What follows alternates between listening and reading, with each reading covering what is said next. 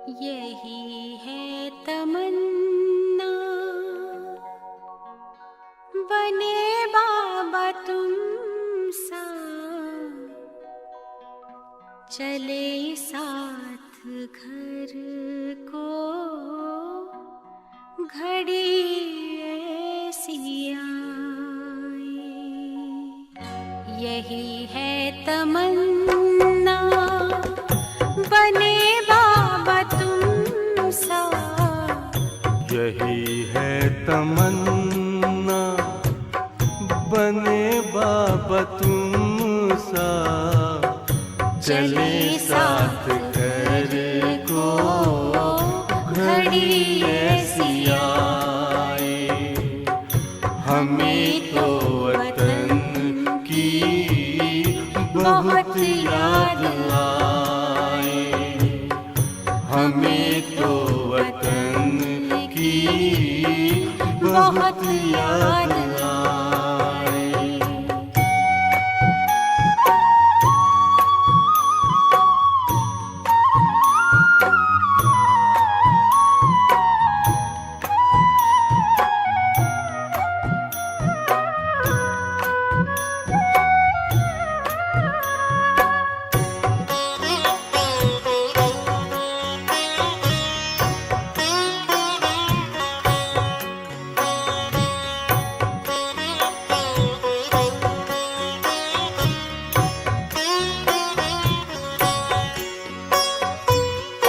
किस काम की है पुरानी ये दुनिया, बड़ी प्यारी है वो निराकारी दुनिया।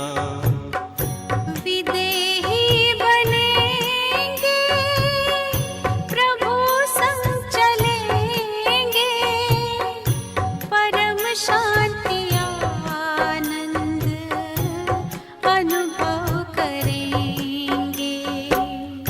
देखो इशारों से कोई बुलाए, देखो इशारों से कोई बुलाए। हमें तो वतन की बहुत याद आए, हमें तो वतन की बहुत याद आए।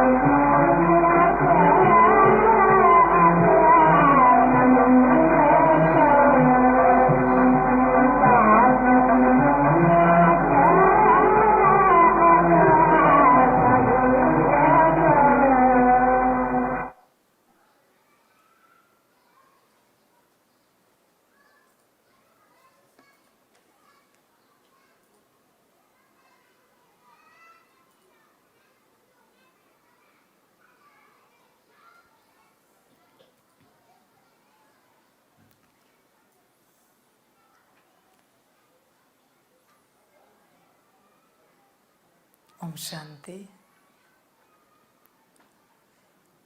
मुरली का सार है, मीठे बच्चे, अब पुण्य आत्मा बनने के लिए परम शिक्षक की शिक्षाओं को धारण करो। पाप कर्मों के खाते को योग द्वारा चुकता करो। मीठे बच्चे, अब पुण्य आत्मा बनने के लिए परम शिक्षक की शिक्षाओं को धारण करो। बच्चे, समझ की बात है तुम्हारे लिए कि पुण्य आत्मा और पाप आत्मा क्या अंतर है। पुण्य किसे कहते हैं और पाप किसे कहते हैं? सबसे पहले इस बात को जानो। आत्मिक स्थिति में जो कर्म किया जाता है वो पुण्य है। बॉडी कॉन्शियसनेस में, देह अभिमान में जो कर्म किया जाता है वो पाप है। पाप की सिंपल डेफिनेशन है। तुम अपने आप को चेक करो, तुम पुण्य करते हो या पाप करते हो? क्या करते हो? महापुण्य क्या है? अपने को आत्मा समझकर बाप को याद करना महापुण्य है। समझ है बच्चे? महापाप क्या है? अपने को देह समझकर विकारों के वश होकर किसी और को दुख देना महापाप है। बच्चे चेक करो, पुण्य आत्मा और पाप आत्मा ये समझने के लिए पहले आत्मिक स्थिति में तो आओ, आत्मा तो बनो। जब तक तुम आत्मा नहीं बने हो, पुण्य और पाप की बातें व्यर्थ हैं। इसकी चर्चा व्यर्थ है बच्चे। बात चल रही है पुण्य आत्मा की, बात चल रही है पाप आत्मा की। आत्मा का ही अता पता नहीं तो पाप पुण्य की क्या बात करें? समझ की बात है। तुम्हें बताया गया है, एक बिलीफ सिस्टम क्रिएट की गई है कि यह पुण्य है, यह पाप है, और तुमने मान लिया और तुम चल रहे हो। समझ की बात है। तुम उसकी डेफिनेशन तुम्हारे परिस्थिति अनुसार बदल देते हो, पुण्य और पाप की। हर कर्म में बच्चे अपने को चेक करो।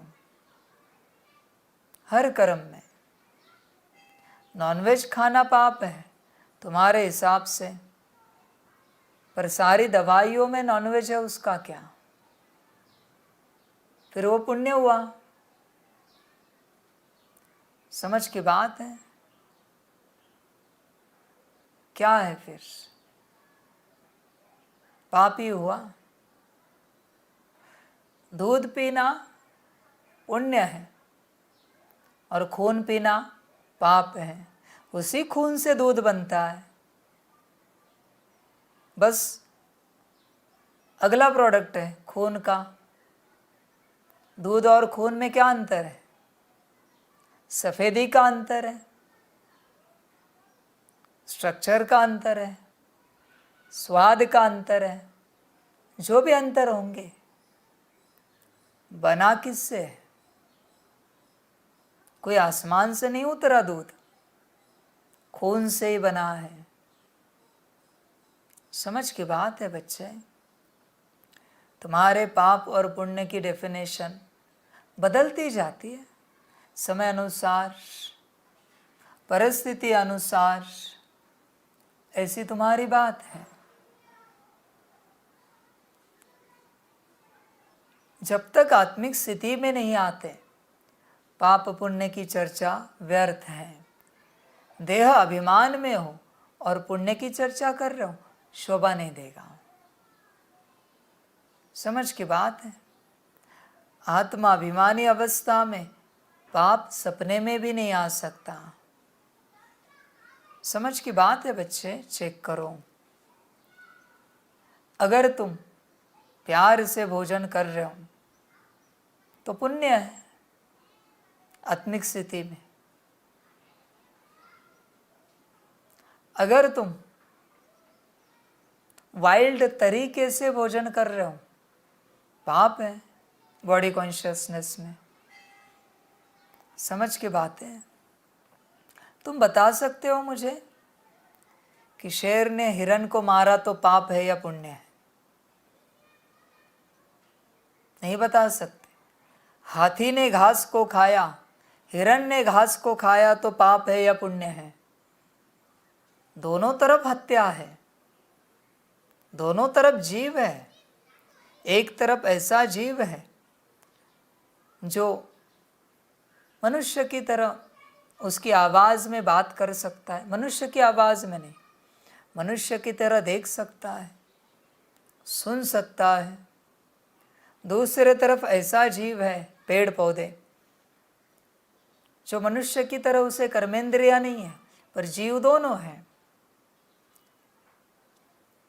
जीव है इसलिए तो विकास हो रहा है, चेतना निवास कर रही है। तुम्हारे पास कोई परिभाषा नहीं पाप और पुण्य की। जो तुम्हें लगता है उसे तुम पुण्य समझते हो और जो लगता है उसे पाप समझते हो। बाप सिंपल बताता है, बॉडी कॉन्शियसनेस पाप है, सोल कॉन्शियसनेस पुण्य है। बात समाप्त। तुम अपने को चेक करो, तुम किस अवस्था में हो, बॉडी कॉन्शियसनेस या सोल कॉन्शियसनेस?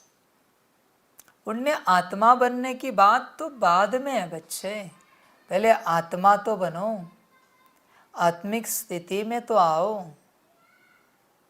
पीएचडी की बात कर रहे हो तुम, अब तक पहली स्टैंडर्ड की पढ़ाई समझ में नहीं आती, ए फॉर एप्पल पता नहीं, ABCD नहीं जानते, और पुण्य आत्मा की बात कर रहे हो।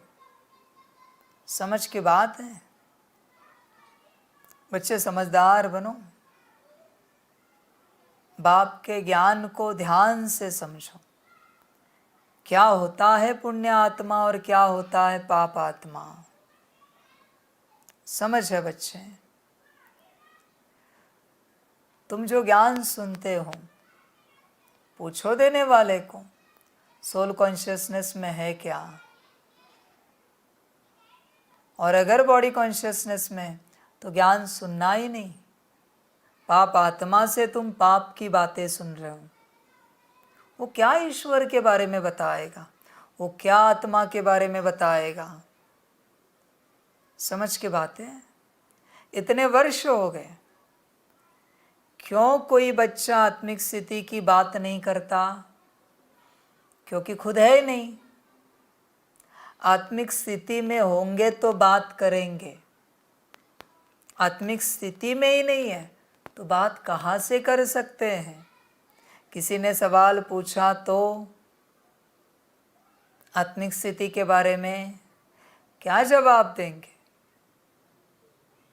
बच्चे कितने वर्षों से ज्ञान सुन रहे हो, मुझे कोई आपत्ति नहीं तुम किससे ज्ञान सुन रहे हो, किसी से भी सुनो, पेड़ पौधे से भी सुनो, जानवर से भी सुनो, देवताओं से सुनो, फरिश्तों से सुनो, मनुष्यों से सुनो, किसी से भी सुनो। बस एक ही बात है, पूछना उसे आप सोल कॉन्शियसनेस में है क्या? बात खत्म हो गई। और अगर नहीं है तो ज्ञान मत सुनो बच्चे। और ज्ञान देने वाले को भी बाप कहता है, बच्चे पहले आत्मिक स्थिति में आओ, फिर ज्ञान की बात करो, पहले आत्मिक स्थिति में आओ। तुम्हें होश नहीं है कि तुम्हारी आत्मा तुम्हारे अंदर है और उसके द्वारा ज्ञान बाप दिलवा रहा है। तुम होश में नहीं हो, बेहोश हो, और तुम ज्ञान देने की चेष्टा कर रहा हूँ। तुम स्वमान सिखाते हो एक दूसरे को, पर बच्चे स्वमान आत्मा का है। सिखाने वाला भी उस घड़ी आत्मिक स्थिति में नहीं होता, कौन अपनाएगा? समझ है बच्चे?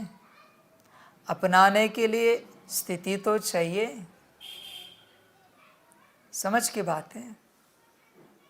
विचार करो, अपने से विचार करो।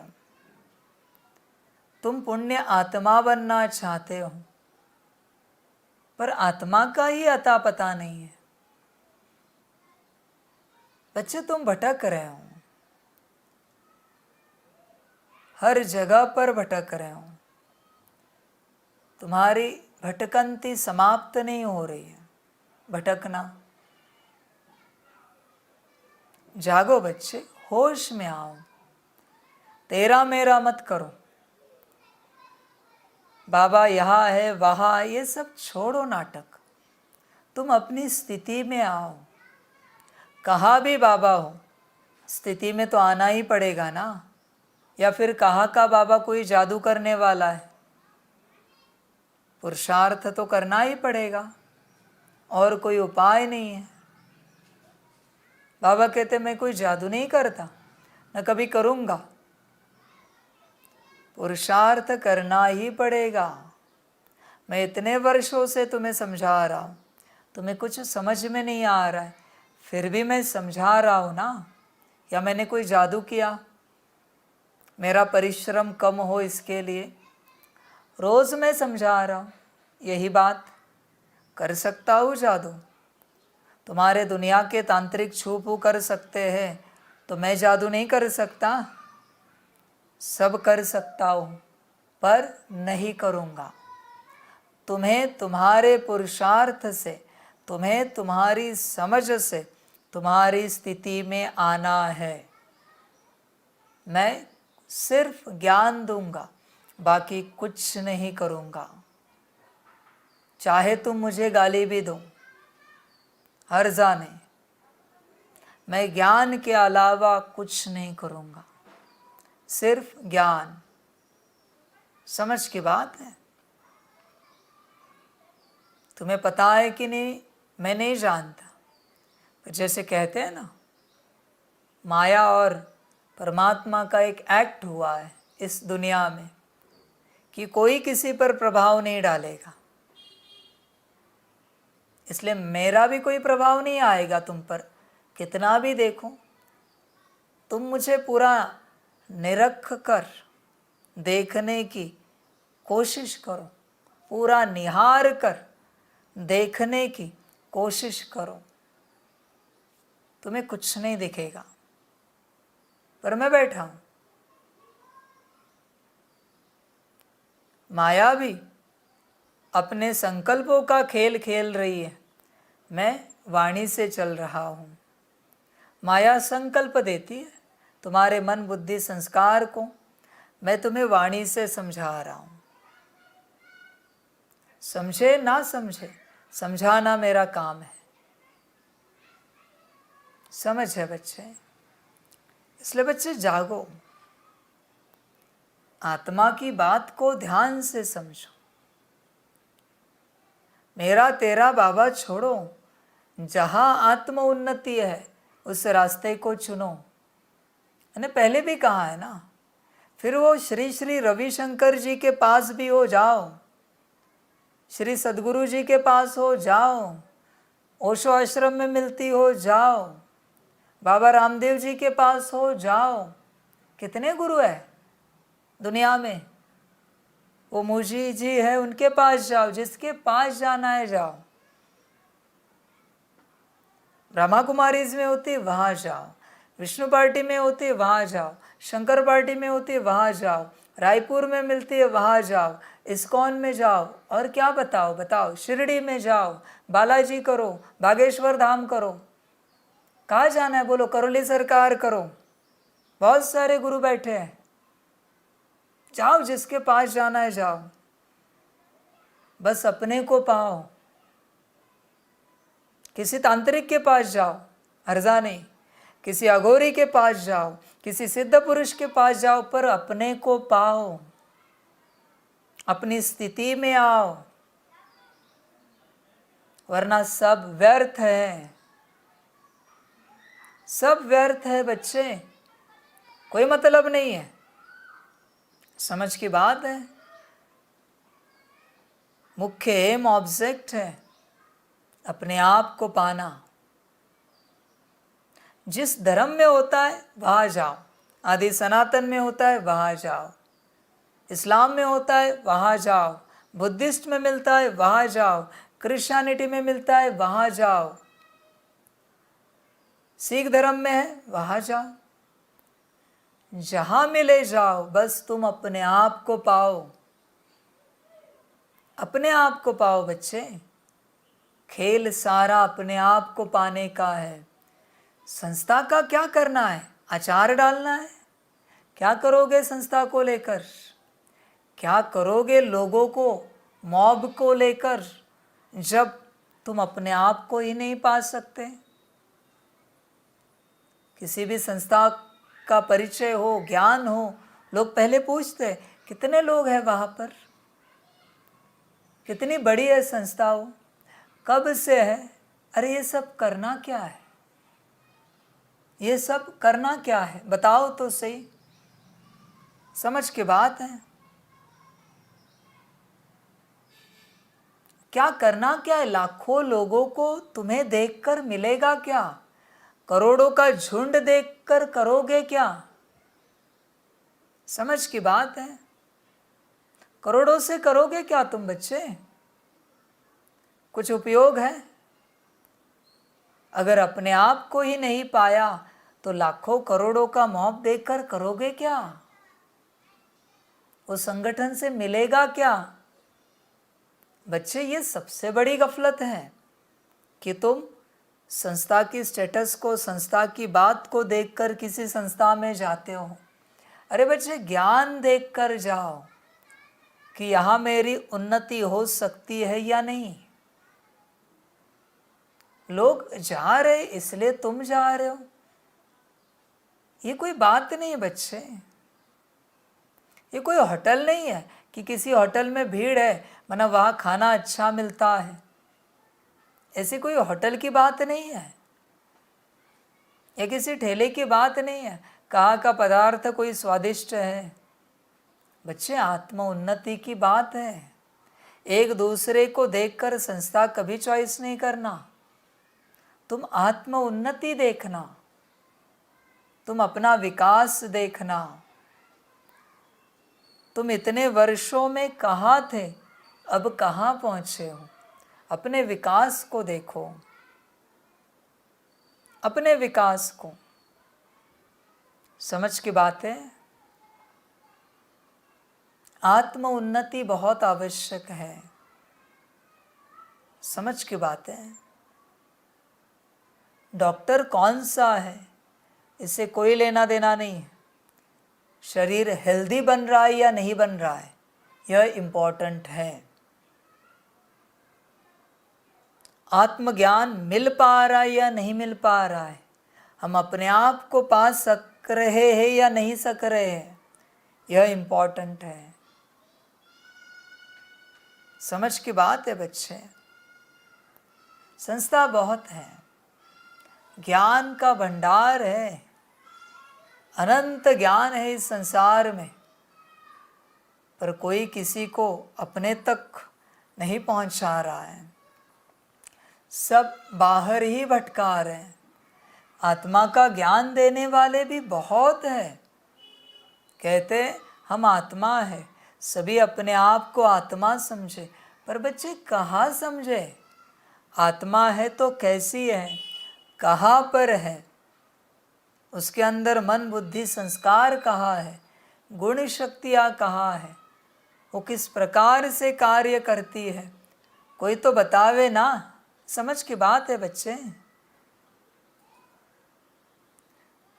आत्मज्ञान लो संपूर्ण, वरना बच्चे जीवन ऐसी व्यर्थ हो जाएगी। परमात्मा तो सभी कहते हैं, नास्तिक भी कहता है कि परमात्मा है, परमात्मा के अस्तित्व को कोई नकारते नहीं है, पर किसने तुम्हें परमात्मा तक पहुंचाया? समझ की बात है। समझदार बनो बच्चे, समझदार बनो। ध्यान से ज्ञान को समझो। बाप वापिस कहता है, तुम्हारी उन्नति जहाँ होगी वहाँ जाओ। तुम कहाँ भी जाओ और उन्हें पूछो, मुझे आत्मज्ञान चाहिए, मुझे अपने आप को पाना है। कुछ तो विधि दो, कुछ तो मंत्र दो, कुछ तो ऐसी बात दो कि मैं अपने आप को पा सकूं। कोई बड़ा सिद्ध पुरुष भी है ना इस सृष्टि पर, उसे भी पूछना, क्या आपने अपने आप को पाया है? नहीं। क्या किया? सिद्धि को पाया है, अपने आप को तो पाया ही नहीं। ऑलरेडी संसार जाल था, ऊपर से और एक बड़ा जाल क्रिएट किया सिद्धियों का, जो छोड़ेगी नहीं आसानी से उस व्यक्ति को। अपने आप को पाया नहीं और जाल बना लिया। समझ की बात है। बिना अपने आप को पाए सिद्धियां पाकर सबने फंसा लिया है जाल में, अपने आप को नहीं निकल सकते। समझ की बातें बच्चे, आत्मिक ज्ञान लो, जहाँ मिलता है वहाँ जाओ, देरी मत करो। इतने वर्षों से तुम खो गए हो, तुम अपने आप को नहीं पा सके हो, अभी तो पाओ। पहले आत्मा को पाओ, फिर पुण्य आत्मा पाप आत्मा की समझ लेंगे, बात करेंगे। अपने आप को तो पाओ, अभी भी तुम मनुष्य हो। मनुष्य से बनना देवता है, पर पहले मनुष्य से आत्मिक स्थिति में तो आओ। ब्राह्मण तो बनो, बाप समान तो बनो, फरिश्ते तो बनो, फिर देवता की बात अलग है। स्टेजेस है बच्चे, और ये अवस्था आसानी से नहीं मिलती।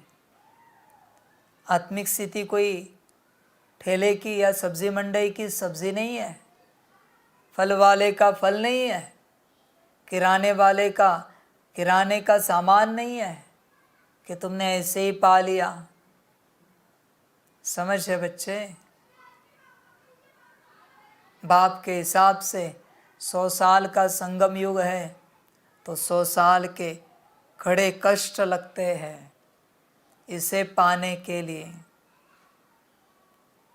तुम ऐसी अवस्था को पाना चाहते हो जिससे सब उपलब्ध हो जाता है, तो क्या आसानी से मिलेगी वो अवस्था? दिन रात उसी चिंतन में रहना पड़ेगा, दिन रात। शायद दुनिया तुम्हें पागल करार भी दे दे, पर दिन रात उसी अवस्था में इतनी आसानी से नहीं मिलेगी। बाप भी कहता है, खड़ा करो मेरे सामने कोई मेरा बच्चा 36 से अब तक जो आत्मिक स्थिति में है। बच्चे कोई नहीं है, कोई है भी नहीं, और कोई इतना प्रयास भी नहीं कर रहा है। समझ है बच्चे, बाप को ही कराना पड़ेगा। समझ की बात है। एक एक सेकंड अनमोल है, बहुत अनमोल है। तुम उस अवस्था को जाने नहीं देना। इतनी मेहनत के बाद 800 करोड़ में से तुम्हारा नंबर लगा है इस रास्ते पर। इस अवस्था को जरूर पाना, वरना सब खो जाएगा। समझ की बात है बच्चे। आत्मिक स्थिति एक ही बात है, तुम इस पर अटेंशन दो। बाकी सबकी संगत तोड़ो, छोड़ो, भूल जाओ। फिर वो कोई भी हो, कितने भी सालों से ज्ञान में भी क्यों ना हो, 36 से किसी ने पालना भी ली हुई क्यों ना हो, बाप के साथ आदि से स्थापना के कार्य में जुड़ा हुआ भी क्यों ना हो, आत्मिक स्थिति में नहीं है ना, संग तोड़ो, संग बदलो। क्या पाओगे? उसके जैसा बन जाओगे, क्योंकि कलयुग है। बॉडी कॉन्शियसनेस में आने में देरी नहीं लगती। आत्मिक स्थिति को पाने के लिए अति कठिन परिश्रम करना पड़ता है, अति कठिन। समझ है? मृत्यु के जितना कड़ा परिश्रम करना पड़ता है, इतनी ऊंची अवस्था है ये। भक्ति आसान है, 4 मंत्र बोले, 4 पाठ किए, फूल चढ़ाए, पंचामृत चढ़ाया, प्रसाद चढ़ाया, हो गया। पर ये कड़ा रास्ता है, इसमें बाहरी कुछ भी नहीं है और दिखता भी कुछ भी नहीं है, सब अंदरूनी है। जो कुछ भी है वो सब अंदर है। बच्चे अपनी अवस्था को पाओ, वरना रोना पड़ेगा, दुखी हो जाओगे, परेशान हो जाओगे अगर अपनी अवस्था को नहीं पाया तो। समझ है बच्चे? दिन के 24 घंटे हैं, कितना घंटा आत्मिक स्थिति का अभ्यास करते हो? कुछ भी नहीं, बस चल रहे हो और कुछ भी नहीं। समझ की बात है। विचार करो, चिंतन करो अपने से। एक एक दिन के ऊपर एक एक दिन बीत रहा है, समाप्त हो रहा है, और तुम वही के वही हो। बच्चे वही के वही हो तुम। आज भी चेक करो, समय बदल गया है, दुनिया बदल गई है, पर तुम वही के वही हो। तुम्हारे बदलने का कोई नामो निशान नहीं है। समझ है? कुछ तो ऐसे मोमेंट्स है जीवन में जिनके लिए तुम कह सकते हो उन मोमेंट्स में तुम आत्मिक स्थिति में रहते हो। है कोई? नहीं है। समझ की बात है। समझदार समझते हैं। तो बाबा कहते हैं अपनी अवस्था को पाओ, अपने में आओ, कैसे भी करो, कहाँ भी जाओ, किसी भी विधि को अपनाओ, कितना भी प्रयास करो, कितना भी टाइम, मनी, एनर्जी खर्च करो, बस अपने आप को पाओ। अगर अपने आप को नहीं पा सके तो सब व्यर्थ है। समर्थ हमेशा अपने आप को ढूंढता है, अपने आप को पाने की चेष्टा करता है। समर्थ। कमजोर दुनिया में खोया हुआ रहता है। कमजोर दूसरों को खोजता है, क्योंकि कोई तो चाहिए जिसके आगे वो प्रदर्शन कर सके कि मैं समर्थ हूं। समर्थ अपने आप को खोजता है, अपने आप में उतरता है। समझ की बात है बच्चों के लिए। बच्चे अपने आप को पाओ, अपने आप को चेक करो कितना पाया है, वरना सब व्यर्थ जाएगा। किया कराया, सारा अगर अपने आप को नहीं पा सके, ज्ञान आत्मा का दिया जाता है अपने आप को पाने का। अगर नहीं पा सकते तो सब व्यर्थ जाएगा। ध्यान दो बच्चे इस बात पर, अपने आप को पाओ। समझ की बात है, अपने आप को पाने की बात है। यही पुरुषार्थ है, स्वयं को पाना।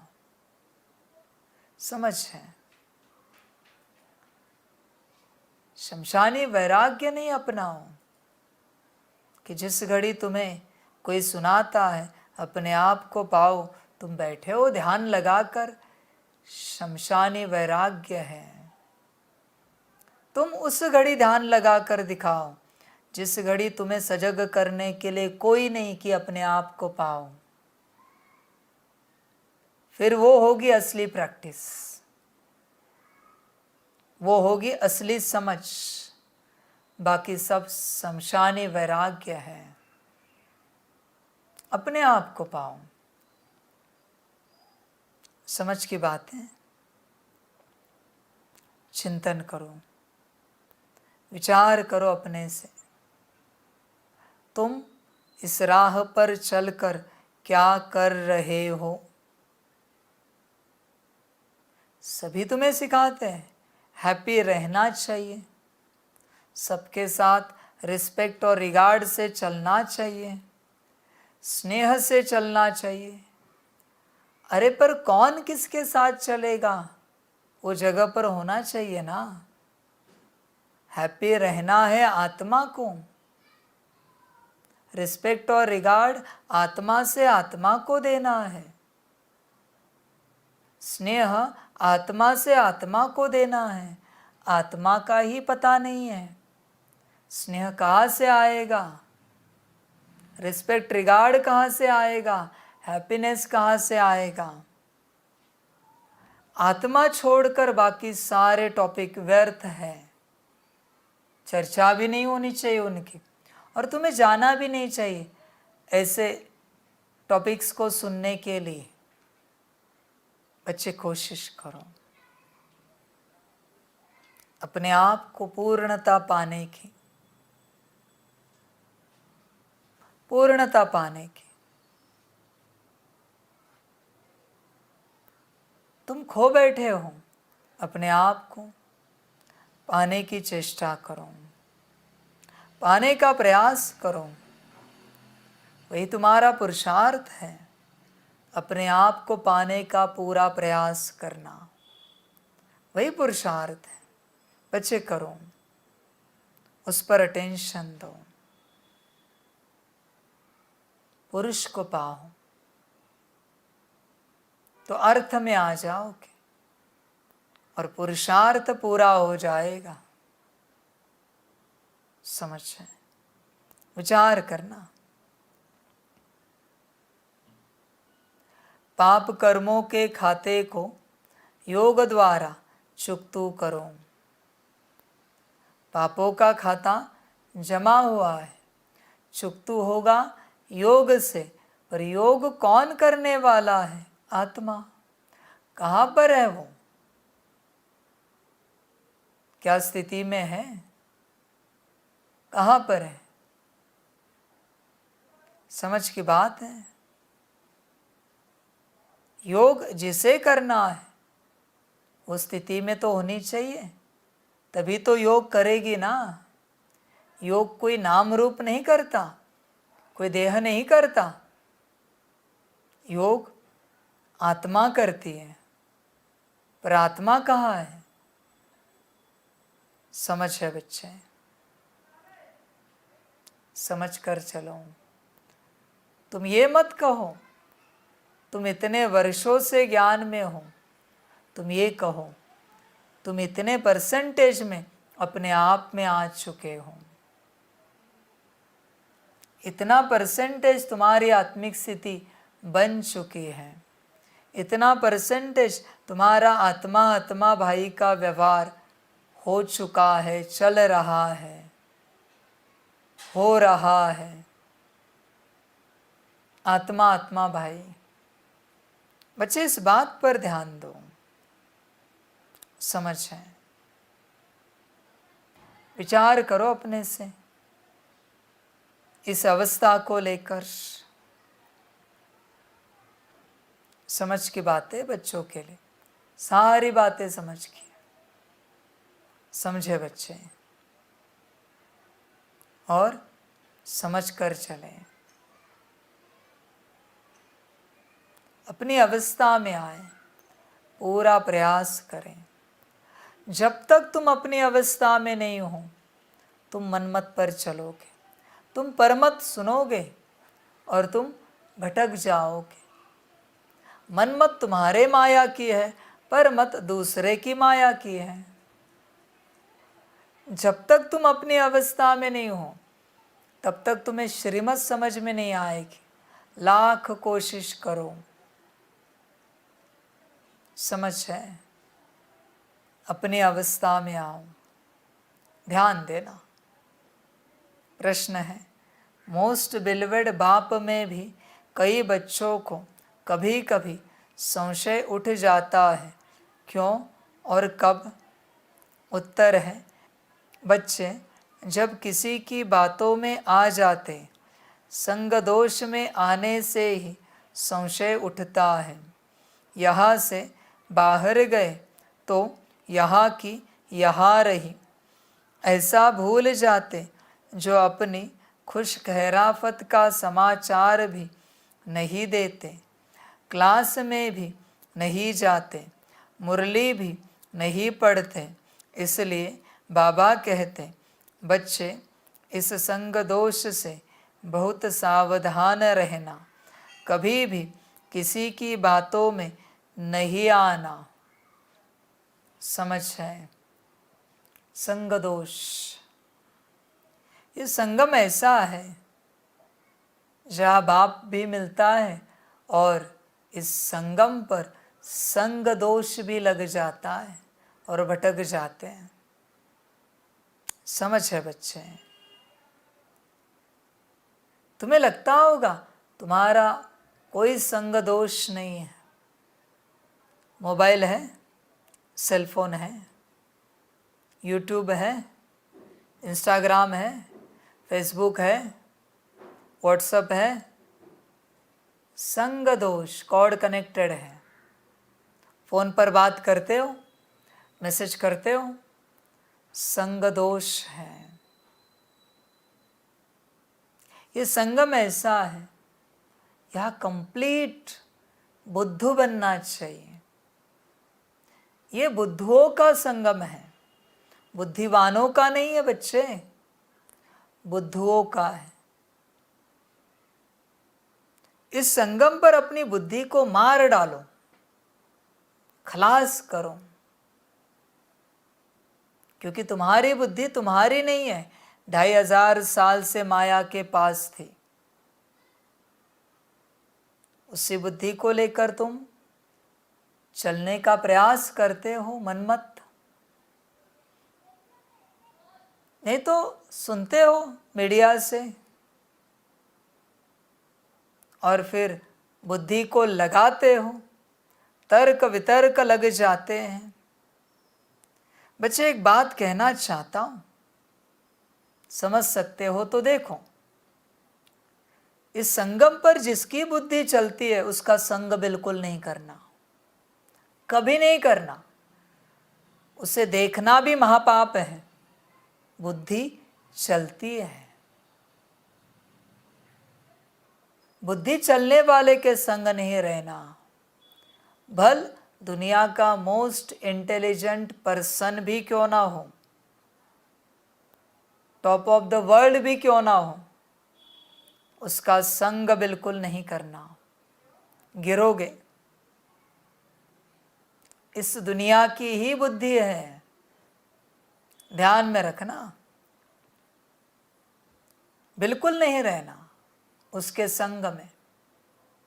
और अगर तुम्हारे पास ऐसी बुद्धि हो तो उसे बंद कर देना, चलने नहीं देना, चलाना नहीं, बिल्कुल उसे बाप को दान दे देना। बुद्धि को बेहद खतरनाक होती है ये चीज़, बुद्धि। इंसान ने सारे इन्वेंशन अपनी बुद्धि से किए हैं। मौत का सारा सामान, विनाश का सारा सामान अपनी बुद्धि से बनाया है। होशियार लोगों का संग अच्छा नहीं होता, अच्छा नहीं होता बच्चे। और अगर इतना ही शौक है ना होशियार का संग करने का, तो उनको जो होशियारी जिसने दी है उसका संग करो। जो बुद्धिवानों की बुद्धि है उसका संग करो, परमात्मा। बुद्धि का संग क्या करना? बच्चे, संग दोष में आते हो तुम। सबसे पहले तुम्हारे बिलीफ सिस्टम का संग दोष है तुम्हारे पास, किसी और को दोष नहीं देना। संग दोष तुम्हारा ही तुम्हारे साथ चल रहा है। तुम जो तुम्हारा संग कर रहे हो ना, वो भी महापाप है। तुम परमात्मा का संग करो। तुम तुम्हारा संग करते हो, तुम्हारी मान्यताएं, तुम्हारी बिलीफ सिस्टम, इसे भूल जाओ, अपनी बिलीफ सिस्टम को। परमात्मा क्या सिखाता है, वो जो सिखाता है वो सीखो। वो जो बताता है ये अच्छा तो अच्छा, बुरा तो बुरा, ये पाप तो पाप, ये पुण्य तो पुण्य। परमात्मा की शिक्षाओं को धारण करो। इसलिए बाप कहता है मेरे पास आना है तो अब तक जो पढ़ा लिखा है वो सब भूल जाओ। तुम मुझे मेरी बात सुनाओ ना, अच्छा लगेगा। बाबा आपने सिखाया था ये चीज़ ऐसी करनी, वाह बच्चे वाह, बड़ी खुशी हुई सुनकर, बड़ी खुशी हुई।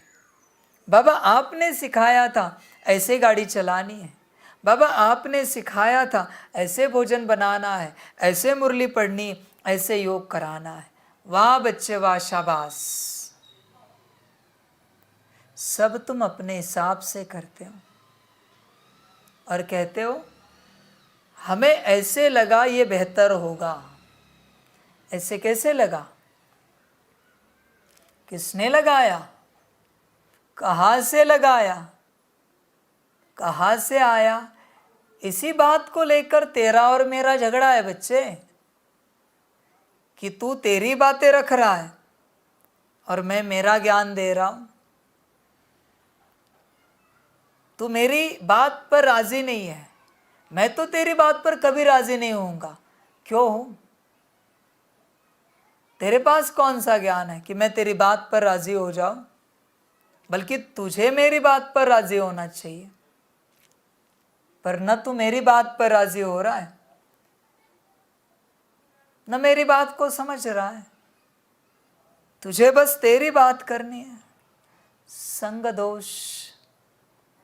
संग किसका है बच्चे? देखो, ज्ञान से किसी का उद्धार नहीं हो सकता अगर उसे ध्यान से नहीं समझा, नहीं लिया है तो। योग से किसी का उद्धार नहीं हो सकता अगर ध्यान से नहीं किया है तो। पर ध्यान दो या ना दो, अच्छा संग किया है, जरूर उद्धार होगा, जरूर 100% उद्धार निश्चित है। संत के संग में रहते रहते कब संत बन जाएंगे गारंटी नहीं। परमात्मा का संग करते करते कब उसके जैसे बनेंगे कह नहीं सकते। अचानक बन जाएंगे, पर बन जाएंगे इतना निश्चित। यहाँ ध्यान की कोई बात नहीं, ज्ञान की भी कोई बात नहीं। बनना है तो संग की बात है बच्चे। संग सब कुछ है। संग तारे, समझ की बात है ना। कुसंग बोर है। संग की बात है, संग को देखो। संग सब कुछ है। कहीं तुम संग दोष में तो नहीं आते? ये बहुत विस्तार का सब्जेक्ट है। संग दोष, समय का संग दोष। परमात्मा क्या कहता है, किस समय में उठना है, तुम कब उठते हो? समय का संग दोष। परमात्मा ने समय के लिए क्या कहा है, चेक करो। फिर तुम्हारी व्यवस्था का संग दोष, रूटीन का संग दोष, खान पान का संग दोष, पहनने का संग दोष। मुरली कब पढ़ते हो, कब सुनते हो, योग कब करते हो? मनमत से तुम 16 घंटा भी योग करो, कोई मतलब नहीं। श्रीमत से 16 मिनट भी किया, बाबा कहते काफी किया। संग दोष। तुम बाहर देखते हो, तुम्हारे मित्र संबंधी कौन है, कैसे हैं। बाप कहता है अंदर देखो संग दोष। तुम्हारे हाथ में पवित्रता है, आंखों में पवित्रता है, वाणी में पवित्रता है, कानों में पवित्रता है, चेक करो। पवित्रता माना सभी के प्रति शुभ भावना, शुभ कामना, सबका भला हो, किसी को दुख ना मिले, सभी सुखी हो जाए। समझ की बात है बच्चे। संग दोष चेक करो। सबसे पहले तुम ही दोषी हो इस संसार में, क्योंकि 2500 साल के अशुद्ध तुम तुम्हारे साथ खड़े हो। एक रूप से तुम शुद्ध हो। 2500 साल के अगर आदि से पाठ बजाया है तो, और आत्मा रूप में तो सदा के शुद्ध हो। तो एक रूप से तुम शुद्ध हो और दूसरे रूप से 2500 साल से पाप कर्म करते करते अशुद्ध बन चुके हो। तो तुम शुद्ध के साथ अशुद्ध खड़ा है। किसी और के संग को दोष नहीं देना, तुम चेक करना अपना संग दोष। चेक करना बच्चे, समझ की बात है। समझदार बनो। संग दोष की बात है, तुम समझते नहीं, समझकर चलते नहीं। समझ कर चलो बच्चे, विचार करो, अपने से विचार करो और चलते रहो। तुम्हारा संग दोष है, कोई और दोषी नहीं है। कोई और कितना समय रहता है तुम्हारे साथ? आधा घंटा, 1 घंटा, आधा दिन। पर तुम तुम्हारे साथ 24 घंटे हो। ध्यान से चेक करो। तुम तुम्हारे साथ 24 घंटे हो। किसी और को दोष देने का सोचना भी नहीं। इस बात से बाहर निकलना। तुम जो हो वो तुमसे बने हो, किसी और ने तुम्हें नहीं बनाया है। तुम तुम्हारी खुद की रचना हो। ध्यान से चेक करो। बहुत बड़ा टॉपिक है, किसी दिन विस्तार में जाएंगे। फिलहाल इतना ही कहेंगे सार में। तुम अपने ही अशुद्ध का संग छोड़ो। तुम अपने अशुद्ध का, तुम कहते हो दूसरों को कि दूसरों की स्थिति नहीं है, उनके हाथ का भोजन नहीं खाएंगे। तुम्हारी स्थिति कहाँ है? दिखाओ जरा। तुम्हारे स्थिति का आता पता नहीं और तुम दूसरों की स्थिति की बात कर रहे हो। कहाँ है तुम्हारी स्थिति? समझ की बात है। बच्चे चिंतन करना, तुम दलदल में हो, तुम फंसे हुए हो, तुम्हें कल्पना भी नहीं है कितने फंसे हो। समझ है बच्चे, विचार करो, अपने से विचार करो, ध्यान दो इस बात पर, संग दोष पर ध्यान दो, संग दोष।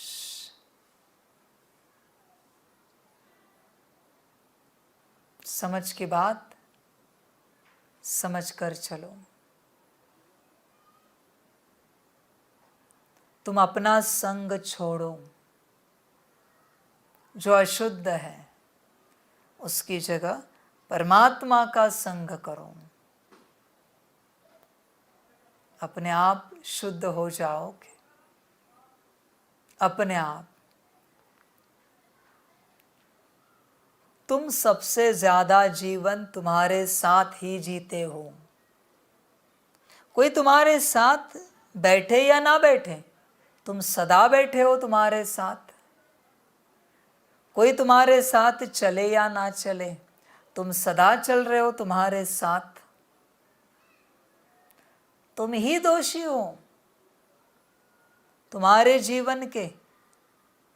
तुम्हें लगता है तुम दुख में हो, तो तुम ही दोषी हो,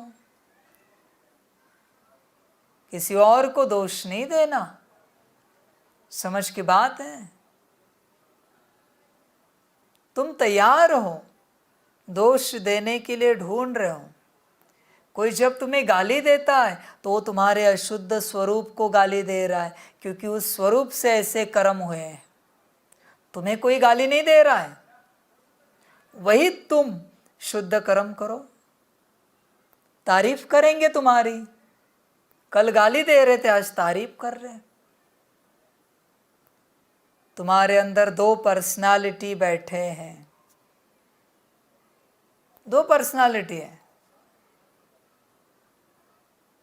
ध्यान देना, एक शुद्ध एक अशुद्ध, एक राम एक रावण, दोनों है तुम्हारे अंदर, एक शैतान एक भगवान। तुम ध्यान दो, ध्यान से चेक करो अपनी पर्सनालिटीज को, ध्यान से चेक करो बच्चे। है तुम्हारे अंदर, दोनों भी है, निवास कर रही है। समझ की बातें चिंतन करना।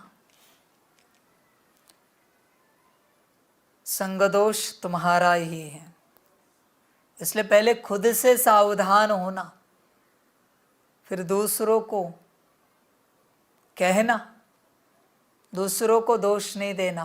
तुम्हें पहले ही कहा है, इस दुनिया में कोई दोषी है तो वो तुम हो, दूसरा दोषी नहीं है। यहाँ हर कोई निर्दोष है, दोषी तुम हो। ध्यान में रखना। गीत है इस पाप की दुनिया से। ओम शांति। अभी परम शिक्षक यह पाठशाला चला रहे हैं। यह तो समझाया गया है, वह परम पिता भी है तो परम शिक्षक भी है। तुम बाप के बनते हो।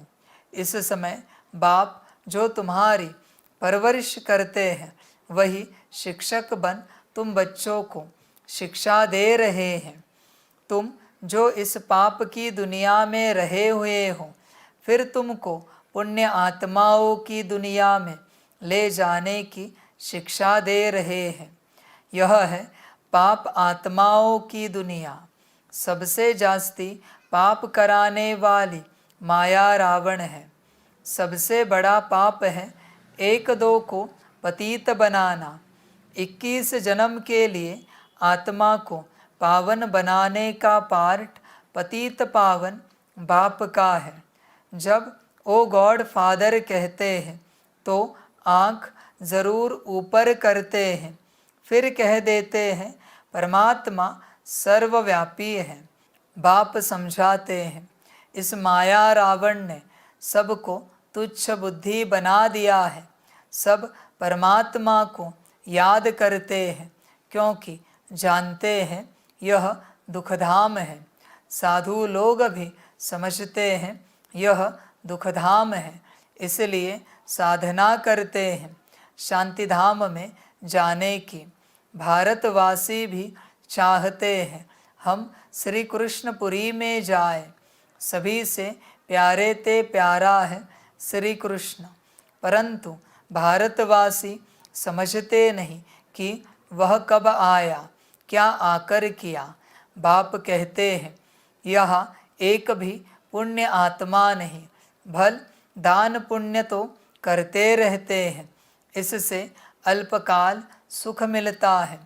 ऐसे नहीं कि सदा सुखी सदा शांत बन जाते हैं। दुखधाम में सदा शांति हो नहीं सकती। एक घर में भी शांति नहीं रहती है, कोई न कोई झगड़ा रहता ही है। इसलिए परमपिता परमात्मा को पुकारते हैं, बाबा इस पाप की दुनिया से और जगह ले चल। कोई चाहते हैं निर्वाण धाम में जाए, परंतु जब उसका भी मालूम हो तब तो जा सके ना। निवास स्थान का पता हो तो वहाँ जा भी सके। समझो पिकनिक करने जाते हैं, कहेंगे आज फलानी जगह पिकनिक करें, जगह का मालूम होगा तब तो जाएंगे। मनुष्य समझते हैं हम बैकुंठ जावे, परंतु जानते नहीं कैसे जाए। कोई मरता है तो कहते हैं लेफ्ट फॉर हेवनली अबोर्ड, तो ज़रूर नरक में है ना। कहते भी हैं पतित पावन आकर हमको पावन बनाओ, स्वर्ग में तो है ही पावन। यहाँ मनुष्य गाते रहते हैं पतित पावन आओ, क्योंकि यह पतित सृष्टि है, परंतु समझते नहीं। अपना नशा रहता है, कितनी उन्हों की महिमा होती है। कोई बड़ा आदमी मरता है तो कितना उनका करते हैं, कितनी उन्हों की महिमा होती है। अभी तुम समझते हो हम बाप के साथ बैठे हैं, वह सबसे ऊंचते ऊंच परम पिता परमात्मा है। फिर सेकंड नंबर में ब्रह्मा है, वह रूहानी पिता, यह जिस्मानी पिता। बाप दादा दोनों इकट्ठे हैं। बाबा कहते हैं यह दुख की दुनिया है ना, बाप आए हैं सुखधाम बनाने। इस समय टीचर के रूप में बैठे हैं, फिर ले जाएंगे साथ में। तो तुम बच्चों को अब लायक बना रहे हैं। सभी को ले तो ज़रूर जाऊंगा। तुम जानते हो हम आत्माएं निर्वाण धाम में रहती हैं। आत्मा जब शरीर से अलग शांत है तो राजाई नहीं कर सकती। राजाई करनी है शरीर के साथ, पहले तो ज़रूर स्वीट होम जाना पड़े, तो ज़रूर स्वीट बाबा चाहिए। बाप समझाते हैं हे भारतवासियों, मेरा जन्म भी भारत में ही होता है, मैं आया ही भारत में हूँ।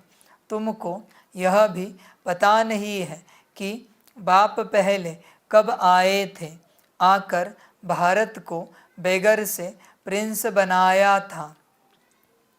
तुम मेरी जयंती मनाते हो, शिवरात्रि मनाते हो ना, फिर होती है श्री कृष्ण जयंती। जब तक शिव जयंती न हो तब तक श्री कृष्ण जयंती हो कैसे सकती। स्वर्ग की जयंती और नरक का विनाश होना है। स्वर्ग की जयंती शिव बाबा ही करेंगे, श्री कृष्ण थोड़े ही करेंगे। श्री कृष्ण की तो तुम महिमा करते हो कि वह वैकुंठनाथ है। शिव भगवान की बायोग्राफी कहा कोई नहीं जानते, अभी तुम जान गए हो। आजकल तो शिव जयंती का कोई मूल्य नहीं रहा है। शिव जयंती नाम भी उड़ा दिया है। त्रिमूर्ति के ऊपर भी शिव के बदले त्रिमूर्ति ब्रह्मा कह दिया है। बाप समझाते भी हैं और फिर साथ साथ कहते हैं, बच्चे यह अनादि बना बनाया ड्रामा है। आधा कल्प है भक्ति मार्ग, आधा कल्प है ज्ञान मार्ग, आधा आधा है ना।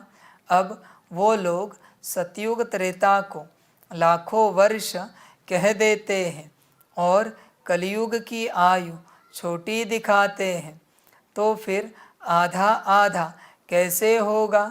सतयुग को बहुत लंबा कह देते हैं, कलयुग को 40,000 वर्ष कह देते हैं, आधा आधा तो हुआ नहीं। फिर भक्ति मार्ग कब शुरू हुआ। राम राज्य और रावण राज्य आधा आधा है। कल्प की आयु ही 5,000 वर्ष है। 4 हिस्से का भी महत्व है।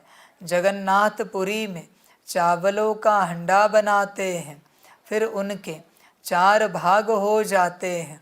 स्वास्तिका में भी 4 भाग दिखाते हैं, उसमें गणेश निकालते हैं। यह सब है पूजा की सामग्री। बाप कहते हैं, अभी तुम्हारे पापों का खाता चुकतू हो, पुण्य का खाता जमा हो रहा है।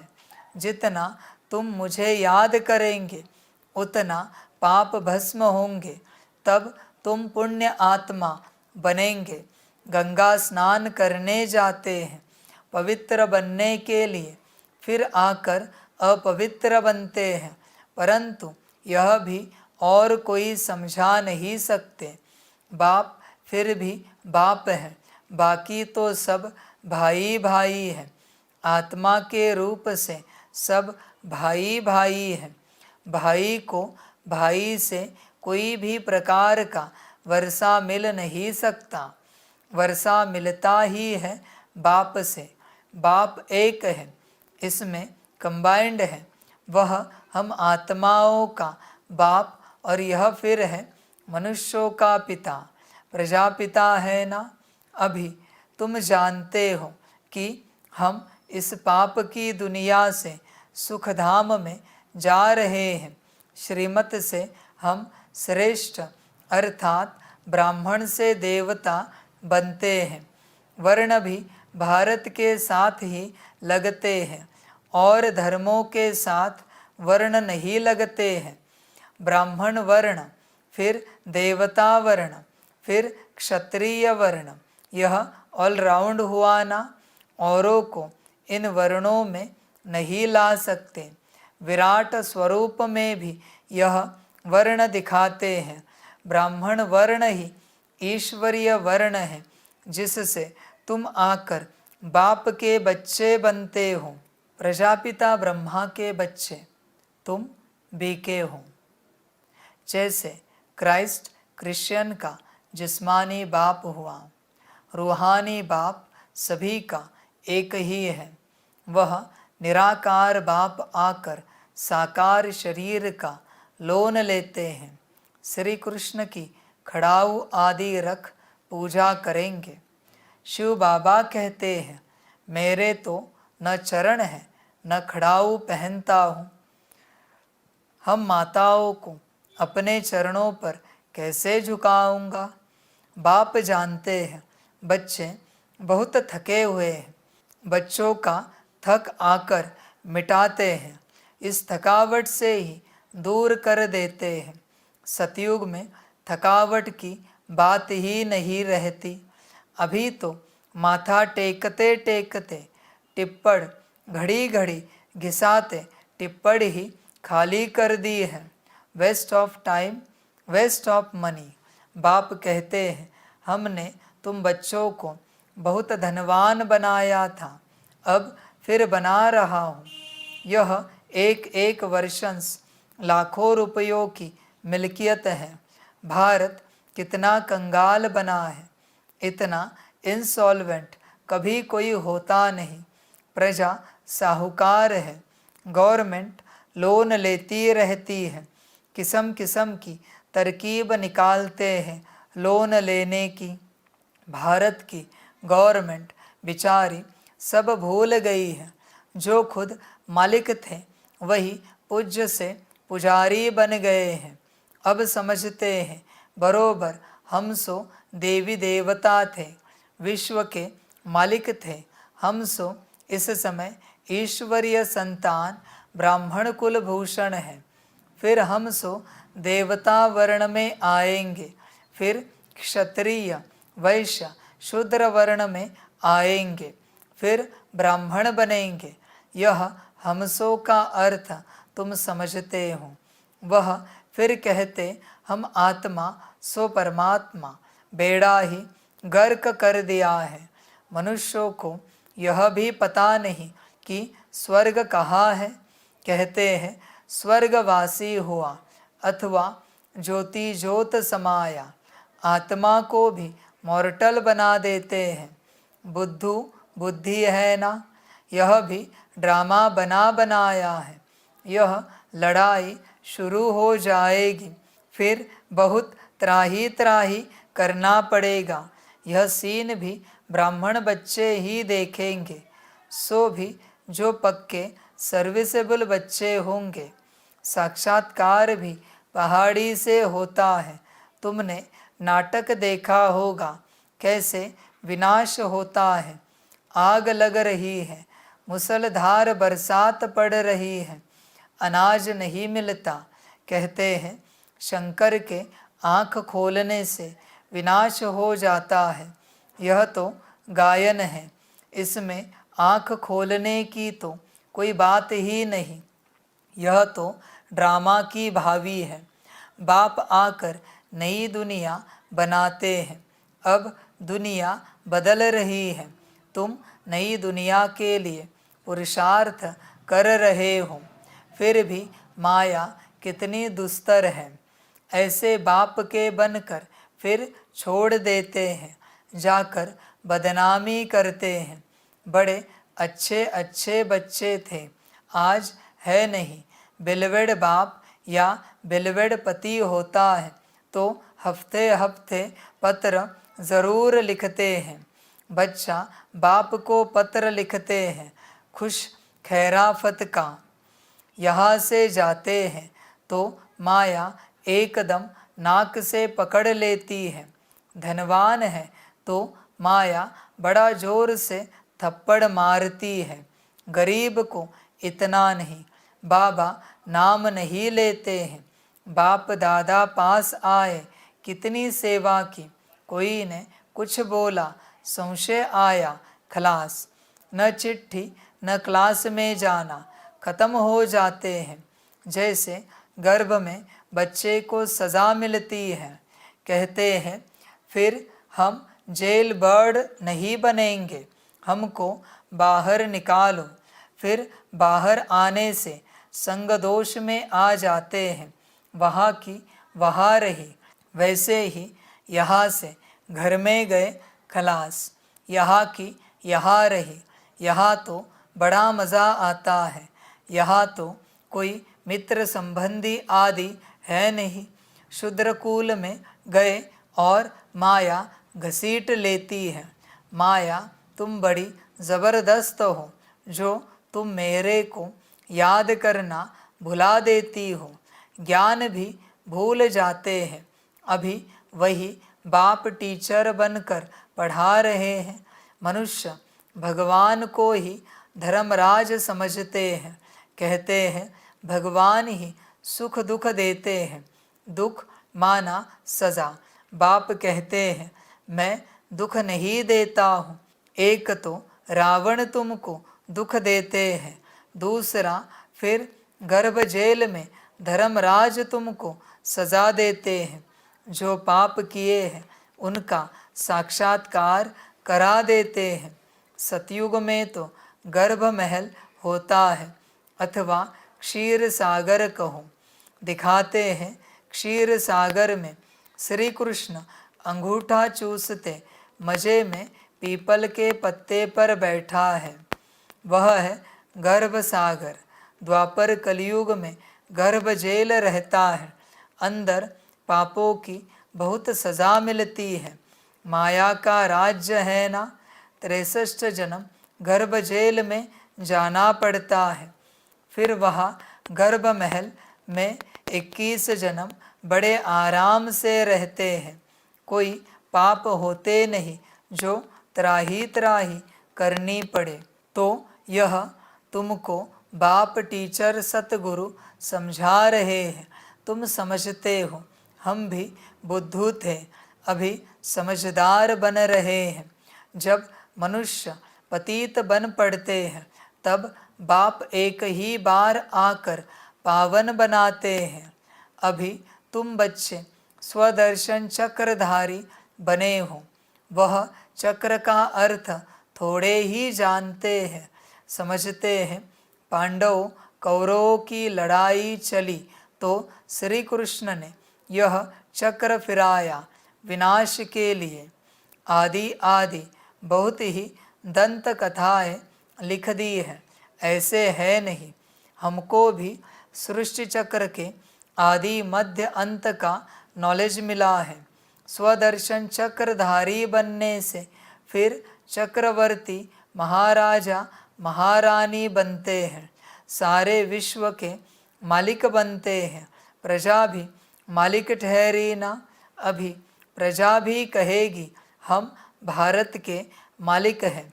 यथा राजा रानी तथा प्रजा, परंतु राजा और प्रजा में फर्क तो है ना। वह अभी ही सारा पढ़ाई से पता पड़ता है। अच्छा, पतित से पावन बनाने वाले माता पिता बाप दादा का, पतित से पावन बनने वाले बच्चों को याद, प्यार और गुड मॉर्निंग। रूहानी बाप की रूहानी बच्चों को नमस्ते।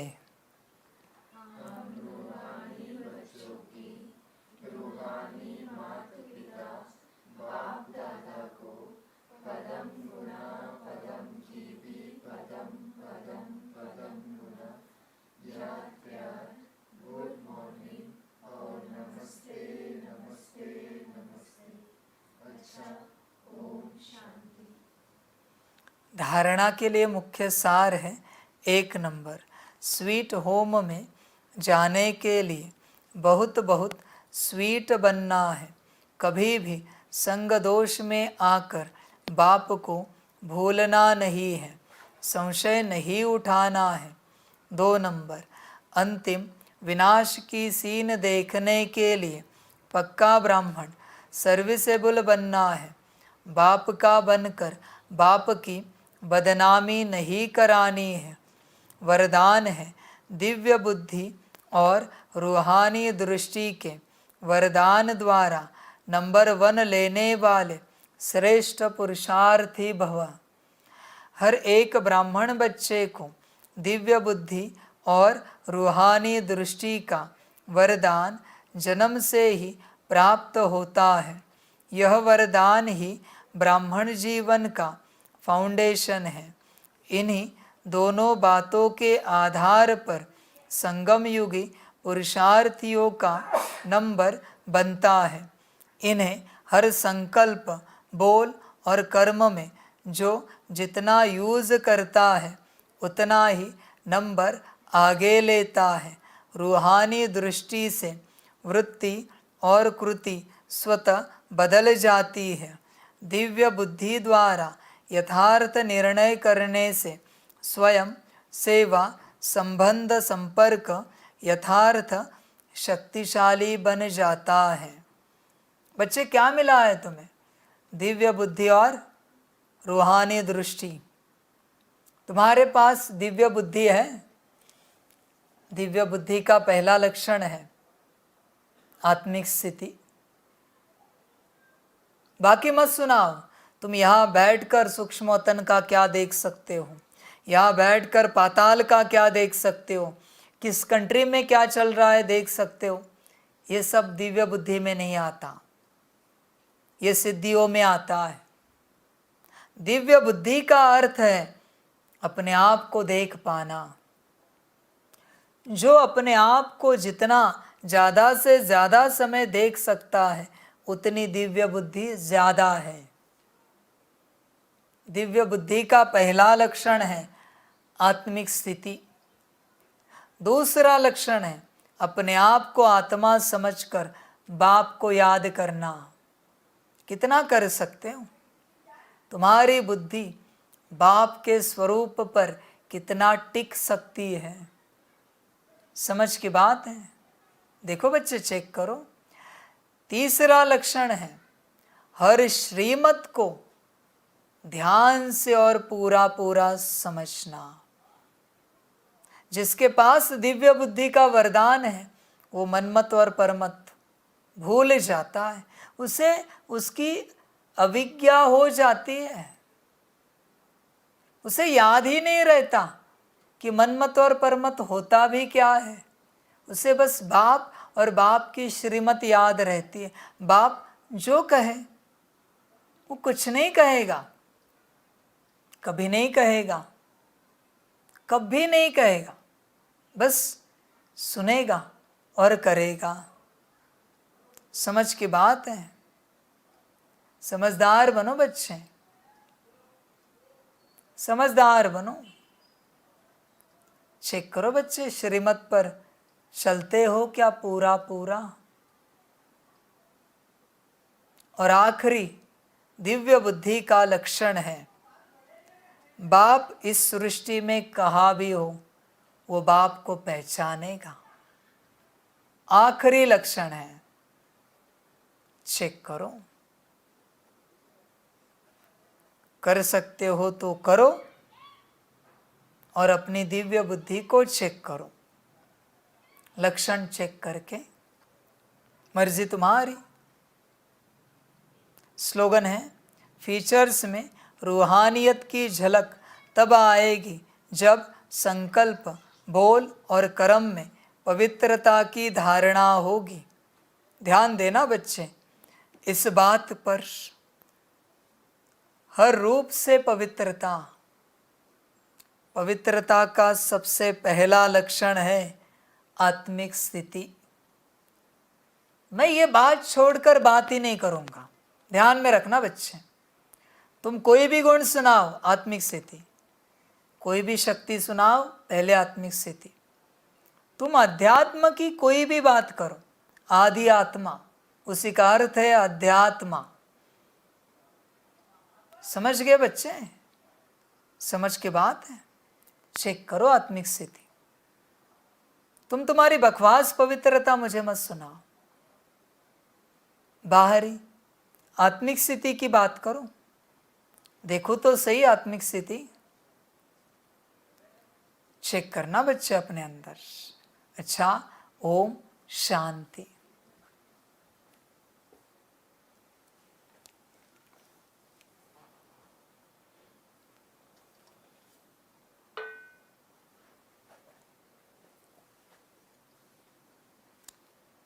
सभी बच्चों के लिए माता पिता, बाप दादा और शिव बाप की तरफ से टोली स्वीकार हो।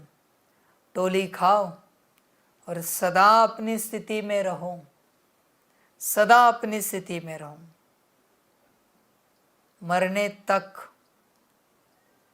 बचने के लिए जो शक्ति लगाई जाती है उतनी शक्ति अभी अपने आप को बचाने के लिए लगाओ, मना अपने आप को पाने के लिए। पूरी आत्मिक स्थिति में आने का पूरा पूरा प्रयास करो, पूरा पूरा प्रयास। 24 घंटे एक ही ध्यान, मुझे अपने आप को पाना है। इस ध्यान से भटको नहीं, तुम बहुत भटके हो। मुझे अपने आप को पाना है, एक ही ध्यान बस बच्चे। ध्यान देना इस बात पर। समझ की बात है। कर सकते हो तो करो। 24 घंटा इस ध्यान में चाहे तो तुम खो भी जाओ, जितनी चाहे शक्ति लगाओ। अपने आप को पाने के लिए स्ट्रेस भी आए, हर्जा नहीं, पर पूरा प्रयास करो।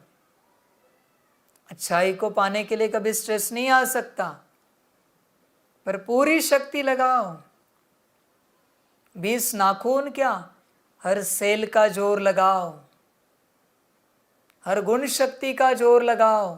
अपने आप को पाने के लिए समय बहुत थोड़ा है, ध्यान रखना बच्चे। अच्छा, ओम शांति।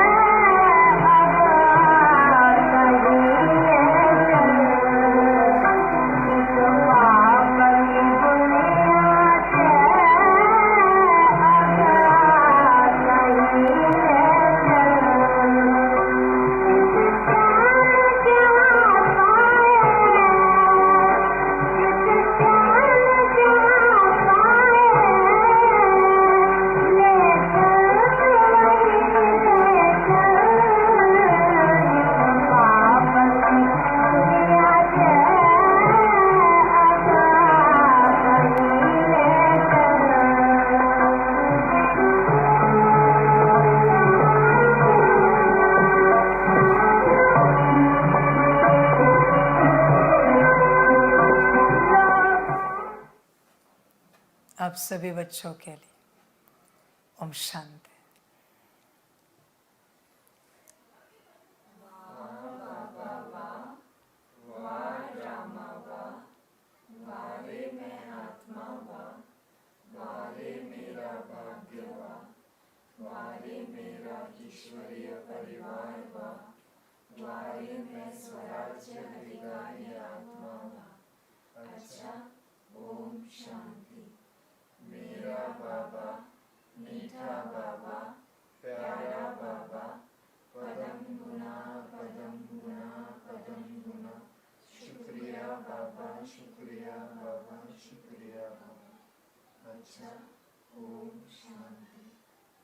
ओम शांति।